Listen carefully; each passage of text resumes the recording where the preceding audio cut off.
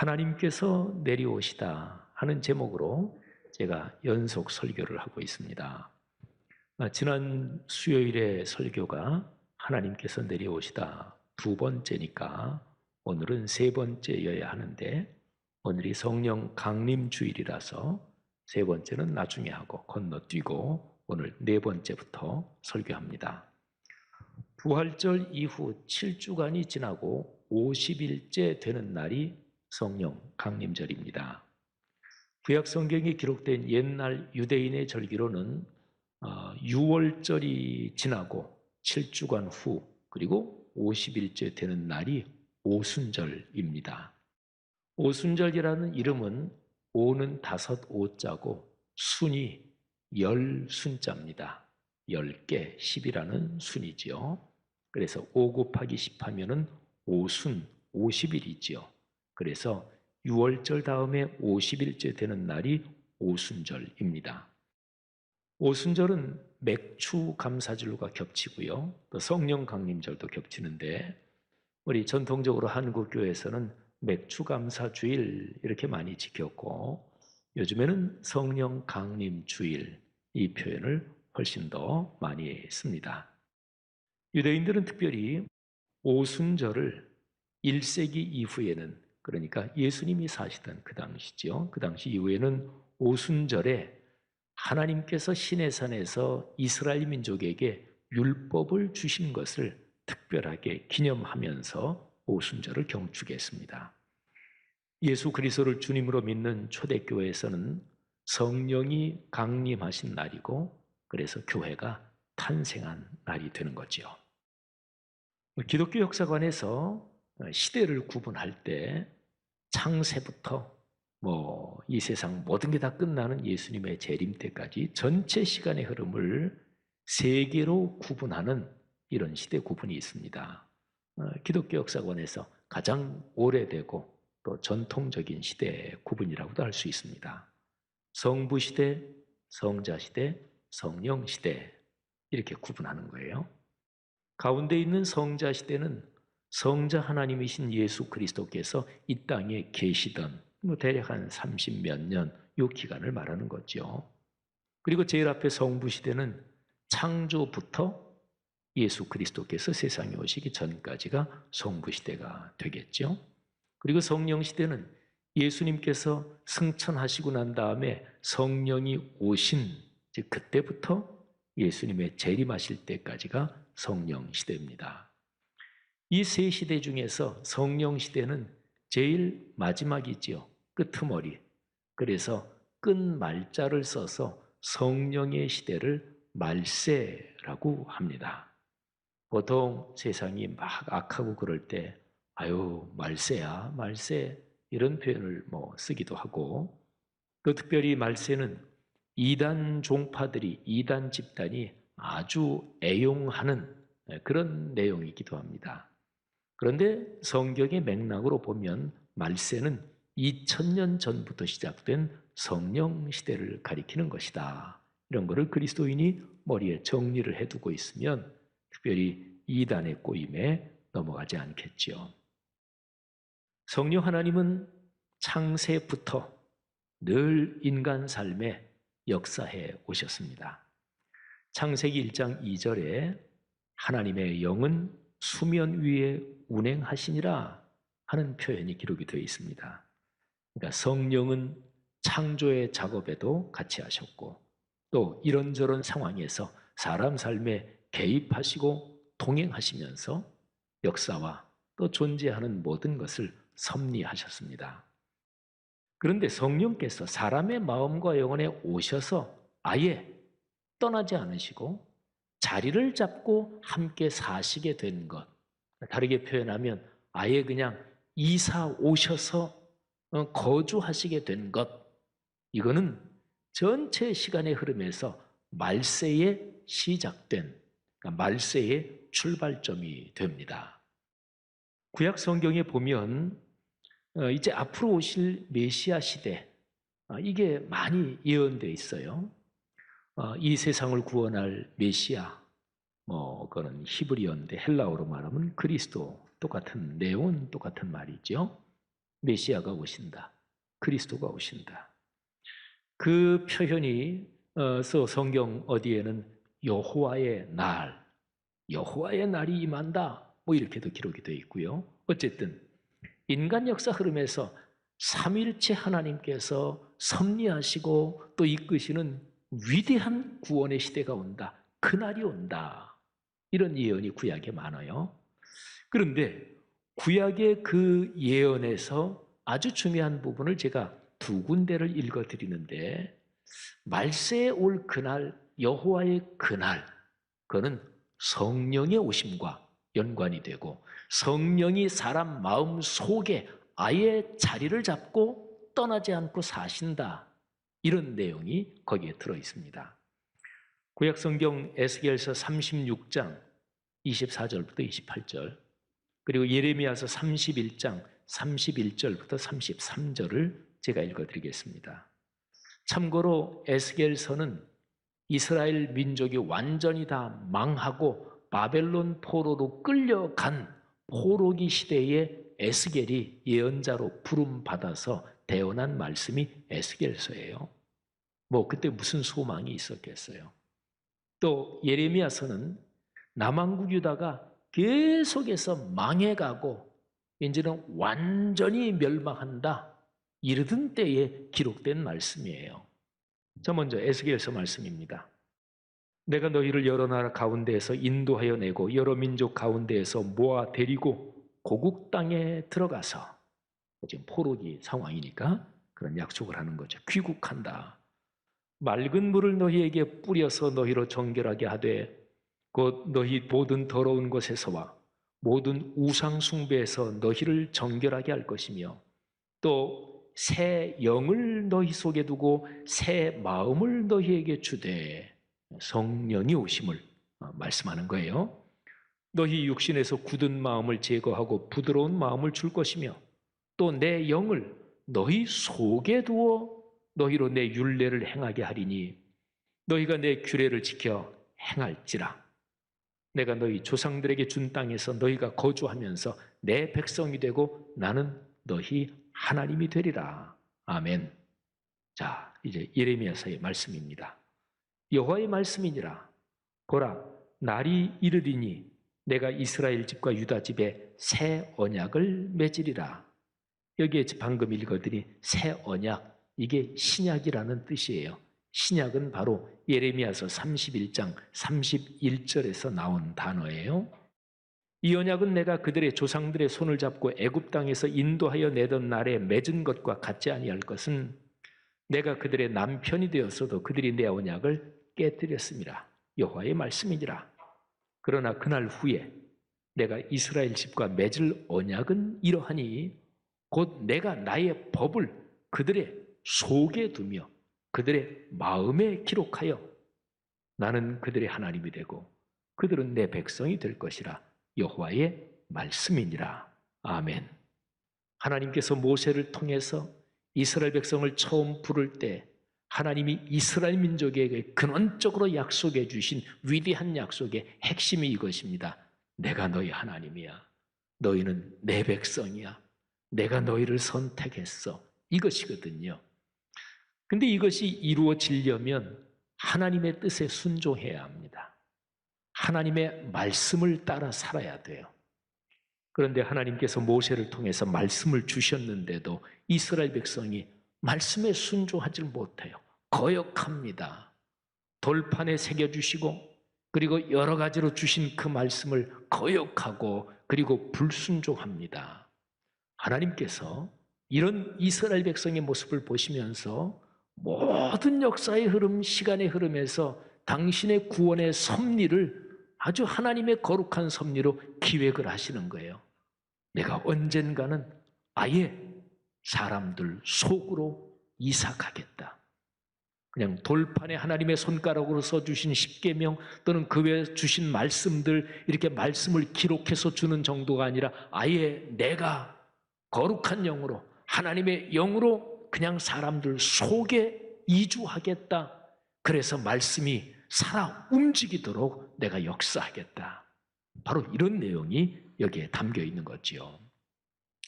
말세에 하나님의 영이 사람들 마음과 영혼에 아예 이사 오십니다. 자, 그렇게 해서 무슨 일이 일어나는 것인가요? 그 핵심이 말씀드린 것처럼 하나님의 말씀을 성령이 깨닫게 하시고, 그리고 신앙인이 말씀대로 살게 되는 그 복이 임하는 것입니다.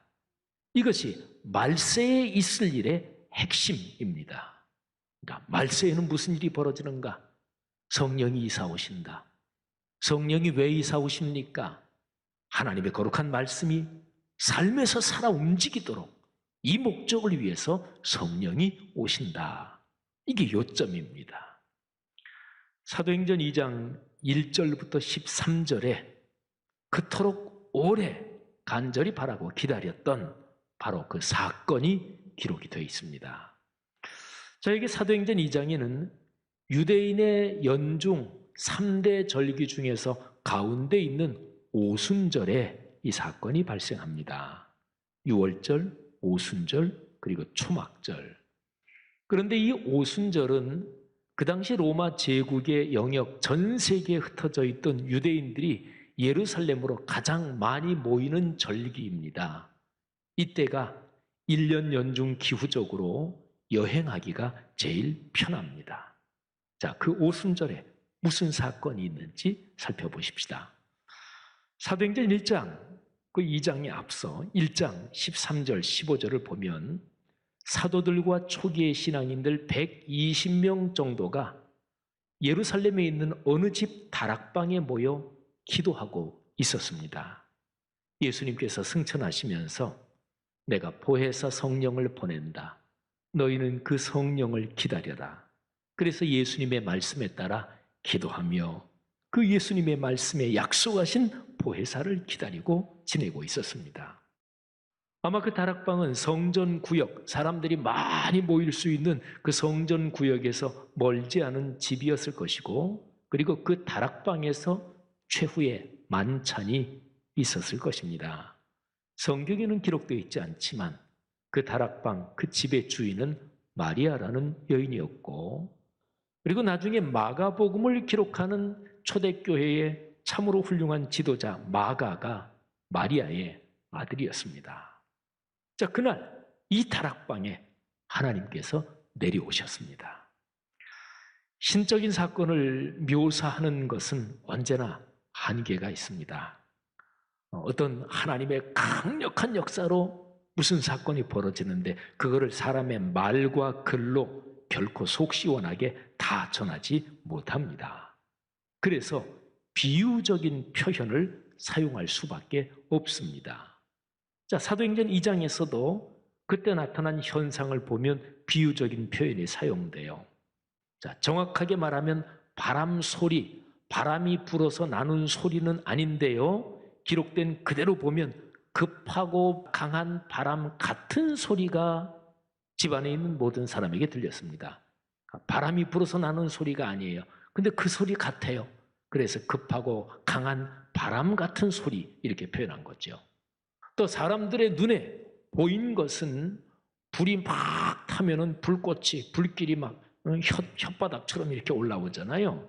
근데 정확하게 불길의 불 자체는 아니에요. 그런데 기록된 표현처럼 마치 불의 혀처럼, 역시 비유적이죠.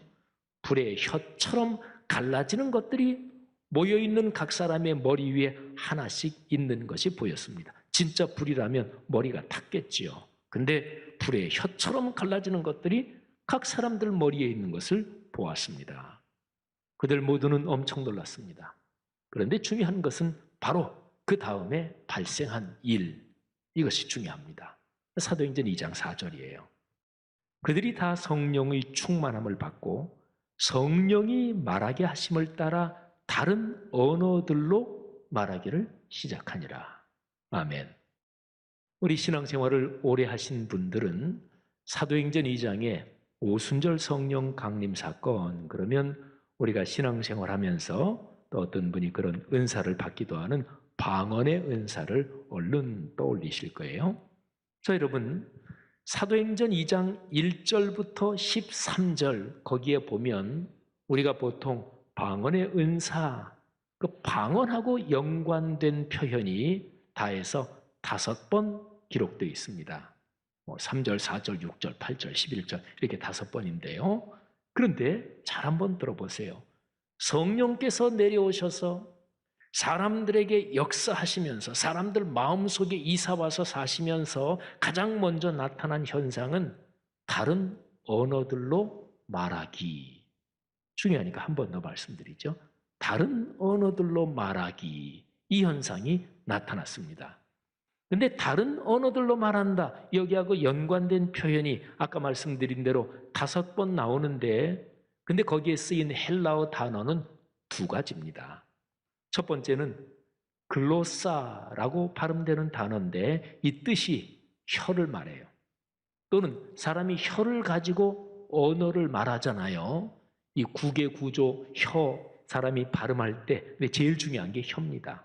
그래서 글로사라는 단어는 혀를 뜻하기도 하고 또는 혀 같은 모양 그리고 언어, 말을 뜻하는 단어이기도 합니다. 그 다음에 또 하나 사용된 단어가 디알렉토스라고 하는 단어입니다. 이거는 보통 디알렉트 하면은 독일어나 영어에서 사투리, 방언 이런 걸 의미하기도 하죠. 그러니까 크게 보면은 여러 나라 언어, 다른 나라 언어, 그게 바로 디알렉토스입니다. 자, 3절 말씀에 불의 혀처럼 갈라지는 것, 불의 혀, 이때 혀라는 단어가 헬라어로 글로사입니다. 그 다음에 4절에 다른 언어들로 말하기를 시작했다. 언어들, 이게 똑같이 글로사예요. 근데 복수로 쓰였어요. 근데 3절에서는 혀라고 번역했고 4절에서는 다른 언어들 이렇게 번역했는데 아주 적절하게 번역이 잘 된 거예요. 그래서 11절에 우리의 각 언어로 이게 들리는 게 이게 어찌된 일이냐 할 때 우리의 각 언어, 이게 헬라어 글로사입니다. 그리고 6절과 8절에 디알렉토스 이 단어가 2번 쓰였는데 6절에 자기의 방언으로 난 곳 방언으로 태어난 그 지역의 언어로 들린다. 그 뜻이 난 곳 방언으로. 그래서 6절과 8절에 방언이라고 번역된 2가지 단어는 헬라어로 디알렉토스입니다. 자, 여러분 여기서 중요한 점이 있습니다. 자, 아까 제가 말씀드렸죠. 마지막에 하나님의 영이 임한다. 사람들 마음속에 하나님의 영이 내주하신다. 그래서 하나님의 거룩한 말씀이 사람들 속에 작동하고 말씀대로 살기 시작한다. 이게 말세의 비밀이에요. 이게 여호와의 날이에요. 이게 하나님의 구원의 역사에서 위대한 하나의 전환점이 될 것입니다. 그러면 그토록 중요하게 예언되어 왔던 말세의 약속, 곧 성령의 강림은 삼위일체 하나님의 구원의 섭리에서 결정적인 사건이에요. 창세부터 저 예수님의 재림까지 모든 시간의 흐름에서 아주 중요하고 결정적인 사건입니다. 그런데 이 사건에서 무슨 일이 발생하고 또는 어떤 문제가 해결되는 것인가요? 이 사건을 통해서 언어의 불통이 해결됩니다. 이게 성령 강림 사건의 아주 중요한 의미입니다. 좀 더 들어보시죠. 아까 말씀드린 대로 성령의 충만함을 받은 제자들이 집 밖으로 나가서 거기 성전 구역에 모여있는 사람들에게 다른 언어들로 말하기 시작합니다. 말하는 내용은 무엇이었을까요? 11절에 있는 대로 하나님의 큰 일, 곧 세상의 구세주이신 예수 그리스도의 십자가 사건에 대해서 얘기를 하는 거예요. 사도행전 2장의 뒷부분에 보면 베드로의 그 설교가 거기에 기록이 되어 있습니다. 성전 구역에 모인 많은 사람들, 그들은 아까 말씀드린 대로 세계 각국에서 온 많은 사람들이 있었는데 그게 전부 다 자기들의 언어로 들렸단 말이죠. 우리 신앙인들이 방언의 은사 이렇게 얘기할 때는 크게 2가지가 있습니다. 주로 말하는 거는 이런 거예요. 논리적인 언어 구조로는 해석이 불가능한 어떤 발음 현상, 이게 이제 보통 말하는 방언의 은사죠. 우리 성도님들 중에서도 방언의 은사를 받고 또 방언으로 열심히 기도하고 그러는 분들 계시잖아요. 그게 방언으로 기도하면 인간의 언어 논리적인 구조 그런 걸로는 무슨 말인지 몰라. 이게 보통 방언의 은사라고 말하는 거죠. 그리고 드물게는 어떤 사람이 외국어 배우지도 않았어. 그런데 갑자기 그 외국어를 말하게 되는, 말하자면 방언, 외국어, 이런 은사도 드물지만 있습니다. 사도행전 2장에서 제자들이 경험한, 오순절 성령 사건에서 경험한 그 현상은 무엇일까요? 4절에 성령이 말하게 하심을 따라 다른 언어들로 말하기를 시작했다, 이렇게 기록되어 있거든요. 특별히 글로사, 이 단어가 4절에서는 언어들, 그래서 복수로 기록되어 있습니다. 이렇게 본다면 오순절의 성령 강림 사건에서 일어난 것은 그 당시에 사용되고 있는 여러 지역의 언어, 그러니까 외국어, 이게 작동되기 시작했고 그래서 통하기 시작했다, 이렇게 보는 게 적절합니다. 그러니까 오순절의 성령 강림에서 방언은 다른 언어들, 외국어의 소통을 말한다, 이렇게 해석하는 게 성경 본문으로 봐서 훨씬 더 정당한 거죠. 여러분, 근데 이게 무지무지하게 중요합니다. 인간 역사의 갈등을 생각해 보세요. 모든 종류의 갈등에는 그 밑바닥에 문화와 인식의 차이가 깔려 있습니다. 문화와 인식을 결정짓는 가장 중요한 요인은 언어입니다. 예를 하나 들어볼까요?